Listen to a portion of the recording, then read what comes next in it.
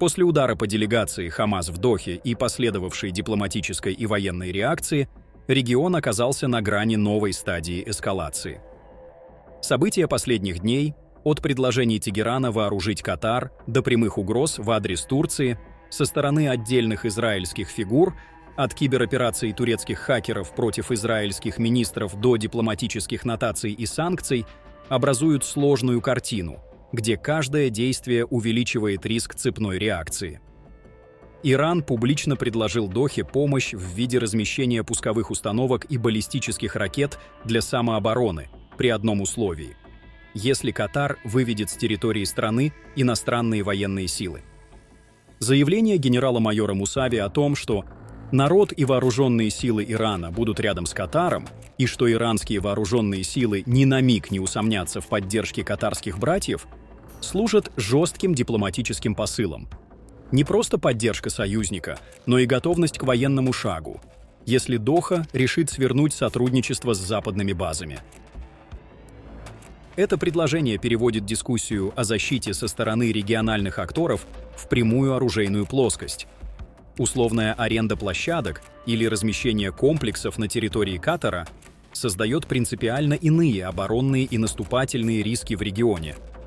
Одновременно наблюдается наращивание оборонных мер. Израиль переводит системы ПВО в повышенную боеготовность. Иран выдвигает пусковые установки, а Катар намекает на ответные меры.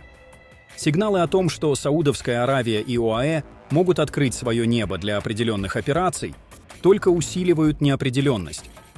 Комментарии Корпуса стражей Исламской революции о возможном ракетном ответе на любую помощь Израилю формализуют логику сдерживания. Поддержка одной из сторон автоматически рассматривается как повод к ответу со стороны другой. В рамках информационно-киберной войны Анкара ответила нетрадиционно. Турецкие хакерские группы опубликовали номера телефонов членов израильского кабинета министров и осуществили вызов министру обороны Израиля, в ходе которого прозвучали прямые угрозы. Министерство обороны и отдельные израильские члены правительства попытались деминимизировать инцидент, указывая на якобы гражданский характер опубликованных номеров, однако факт вмешательства демонстрирует готовность оппонентов применять гибридные методы давления и эскалации, от кибератак до прямых речевых угроз. Дипломатическая реакция арабских стран была быстрой и многоплановой. Объединенные Арабские Эмираты вызвали представителя Израиля в связи с ударом по Катару. Египет сократил координацию с Израилем и объявил о намерении пересмотреть механизмы безопасности и взаимодействия. В то же время Турция объявила о расширении санкций против израильских судов и самолетов, закрытии воздушного пространства для части израильских рейсов и запрете захода израильских судов в турецкие порты. Палестинские представители выразили благодарность Турции за шаги по экономическому давлению на Израиль. Хотя сохраняется спор о том, до какой степени подконтрольные маршруты и третьи стороны все еще обеспечивают поставки сырой нефти в Израиль через трубопровод Баку-Тбилиси-Джейхан. Речь идет о сложной комбинации политических жестов и экономических реалий, где практическая блокада и реальные потоки ресурсов могут расходиться. На уровне международных институтов реакция также была резкой. Совет безопасности ООН единым фронтом выразил осуждение ударов в Дохе и подтвердил поддержку суверенитета и территориальной целостности Катара. На публичных заседаниях представитель Израиля выступил с жесткими заявлениями о том, что страны не должны принимать наших врагов, и что, будь то в туннелях или в отелях, мы их уничтожим, а также поставил условия для Катара судить и изгнать представителей Хамас. Такие формулировки, доведенные до международной арены, усиливают легитимационный фон израильских действий, но одновременно провоцируют серьезную дипломатическую обратную волну и рост региональной напряженности. Особое внимание привлекают публичные угрозы, адресованные Анкаре. После удара по Дохе в ряде израильских медиа появились заявления отдельных политологов и академиков, где звучала прямая риторика: «Сегодня Катар, завтра вы», обращенная к Турции. Такие заявления, даже если исходят от отдельных известных экспертов, воспринимаются как показатель радикализации дискурса в самом Израиле и как потенциальный фактор стимулирования более жестких ответов со стороны турецкой политической сцены и общественности.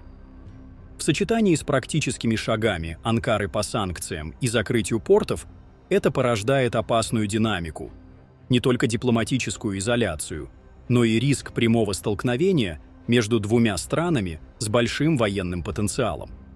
Параллельно происходят и другие военные и торгово-технические сдвиги. К примеру, поставки израильских противовоздушных систем в Республику Кипр укрепляют региональные разрывные линии в системе раннего обнаружения и обмена разведданными, что может изменить стратегический баланс в Восточном Средиземноморье.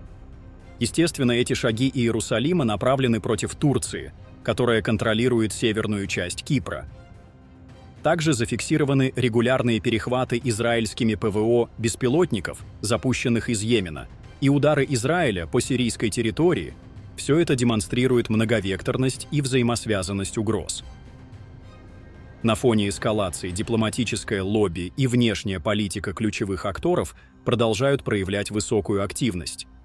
США направляют высокопоставленных представителей в регион, дипломатические контакты и переговоры продолжаются, но реакция Вашингтона оказалась менее однозначной в свете резкой критики в адрес отдельных израильских действий со стороны союзников и международных институтов. Евросоюзные столицы, в том числе Берлин, выражают поддержку резолюций, направленных на снижение напряженности и продвижение двухгосударственного решения.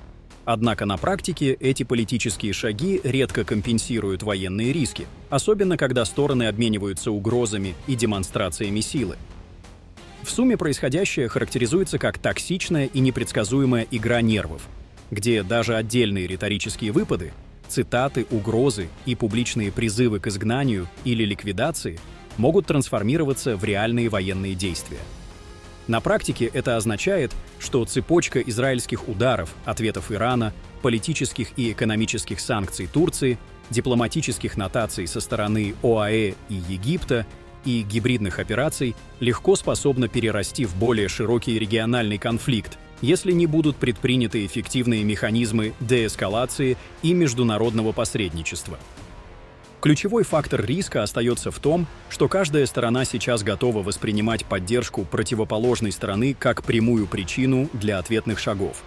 Размещение оружия, запуск ракетных систем, закрытие портов и воздушного пространства, кибератаки и персональные угрозы. В этой среде особенно опасны заявления, предполагающие приоритетное целенаправленное применение силы против других государств и их руководителей. В частности, публичные угрозы в адрес Турции, которые существенно повышают вероятность неприятного столкновения между двумя региональными игроками.